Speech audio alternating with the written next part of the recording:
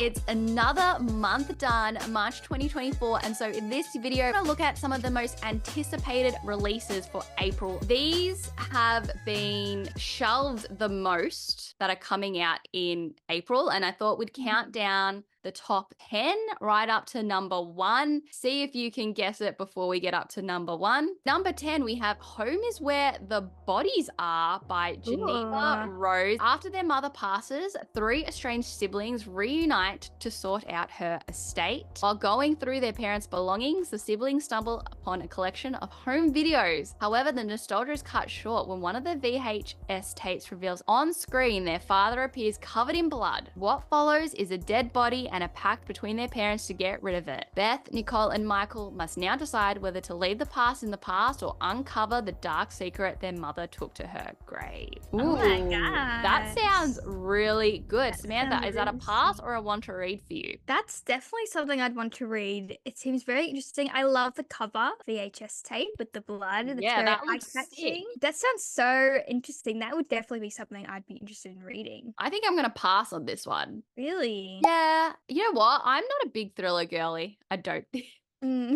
Fair. All right, next one, which looks like to be another thriller. She's Not Sorry. An ICU nurse accidentally uncovers a patient's frightening past. While on duty at the hospital one day, a patient named Caitlin arrives in a coma with a traumatic brain injury, having jumped from a bridge and plunging over 20 feet to the train tracks below. But when a waitress comes forward with shocking details about the fall, it calls everything they know into question. Was Caitlin pushed? And if so, by whom?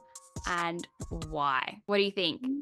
Pass or want to read? I think this one sounds better. Home is Where the Bodies Are. Yes, I was thinking the same thing. I think compared to Home is Where the Bodies Are, I'm not quite as interested in this. This would probably be a pass to me. Number 8, Daughter of Mine. When Hazel Sharp, daughter of Mirror Lake's longtime local detective, unexpectedly inherits her childhood home, she's rarely drawn back to the town and people she left behind almost a decade earlier. A drought has descended on the region, and as the water level in the lakes drops, long-hidden secrets begin to emerge, including evidence that they may help find explain the mystery of her mother's disappearance. Very cool cover here with the car in the water. I think that looks really cool. It's one of my biggest fears. Really? Yeah. I've had Yeah. nightmares about that. That is, Yeah. it's a pass for me. It's another thriller. Me too. I don't think it sounds as interesting as that first thriller. I feel like now I'm comparing all the thrillers to that one. I feel like this. Any one of these 3 could be potential Reese Witherspoon. Yeah. There's That's such up true. Reese Witherspoon's alley. Next, we have Darling Girls by Sally Hepworth.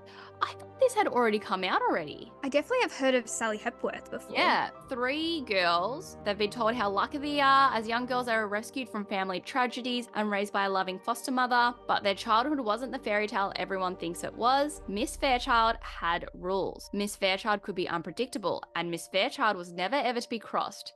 In a moment of desperation, the 3 broke away from Miss Fairchild and thought they were free. When a body is discovered under the home they grew up in, the foster sisters find themselves thrust into the spotlight as key witnesses. Or are they prime suspects? This gives me a bit of Gone Girl vibes. We don't know if the main characters are guilty or not guilty, which is a very interesting concept because it brings about the unreliable narrator in a story, which I quite like. But again, I'm not a thriller girly. Yeah, I feel like I'm getting a bit of thriller fatigue right There's now. a lot of thriller. Yeah. Oh, here we go. Number 6.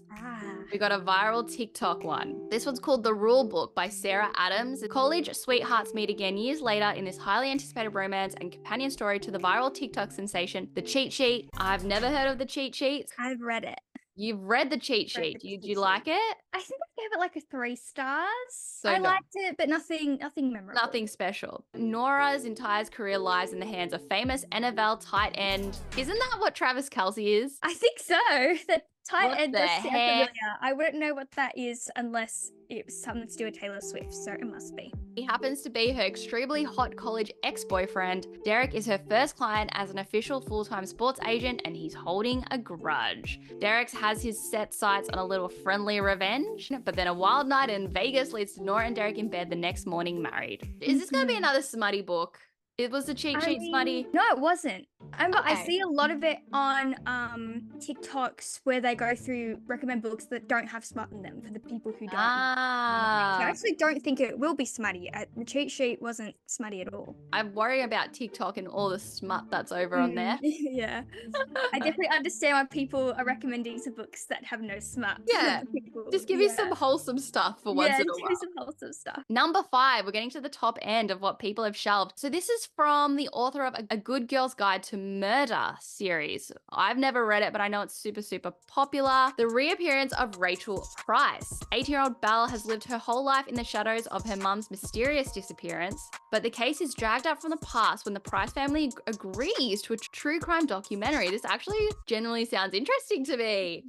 Belle can't wait for filming to end, for life to go back to normal, and then the impossible happens. Rachel Price reappears, and life will be never normal again. There's an unbelievable story about what happened to her. Unbelievable because Belle isn't sure it's real. If Rachel is lying, then where has she been all this time? With the camera still rolling, Belle must uncover the truth about her mother and find out why Rachel Price really came back from the dead.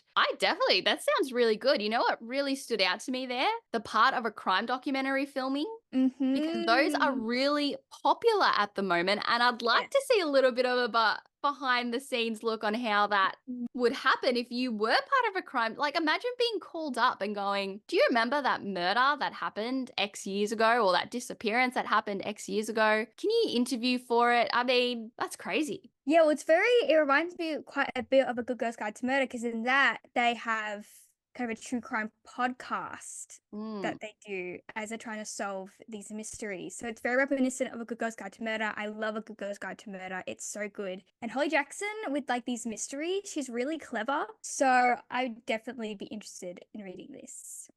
Number 4. Looks like we've got a series here, 4th in the series, King of Sloth. In the King of Sin series by Anna Huang. Have you read this series before, Samantha? I have not. I have heard of it, and I've heard of her I think there's a contemporary companion series. I might skip reading this Yeah, just in case people don't want to be spoiled.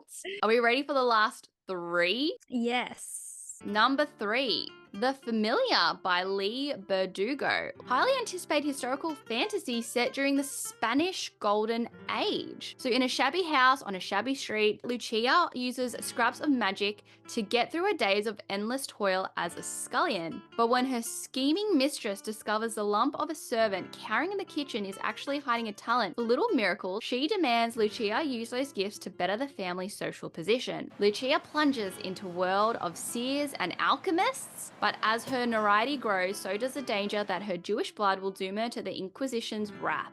She'll have to use every bit of her wit and will to survive, even if that means enlisting the help of an embittered immortal familiar whose own secrets could prove deadly for both of them. Ooh, this seems right up my alley, to be honest.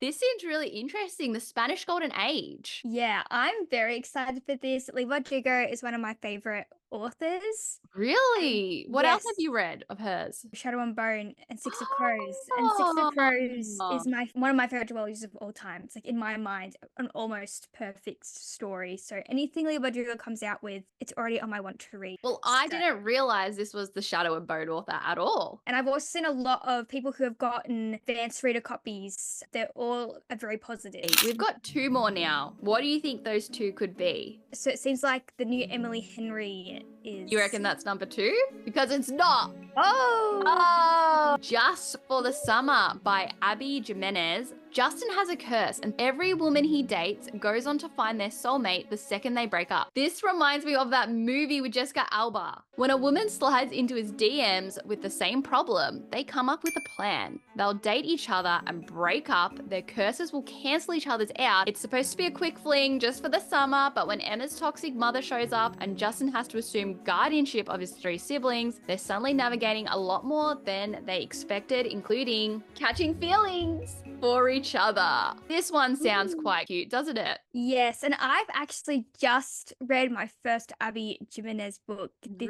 month. It was actually the last book that I read, and I loved it. It was so cute. So definitely more interested in reading this. And number 1, you did guess it. Funny Story by Emily Henry. And just to give you an idea of how popular Emily Henry is. So this just for the summer has been shelved 185k times. This book by Emily Henry, Funny Story, has been shelved 423k times. So you can see the just stark difference in popularity that Emily Henry has. I've only read one Emily Henry book and I kind of don't get the hype. So I read Beach Read. Kind of lukewarm on Beach Read as well, but I love People Meet on Vacation and Happy Place. Tell me what you think of this one. We got Funny Story by Emily Henry. Daphne always loved the way her fiance Peter told their story, how they met, fell in love, right up until the moment he realized he was actually in love with his childhood best friend, Petra, which is how Daphne begins her new story.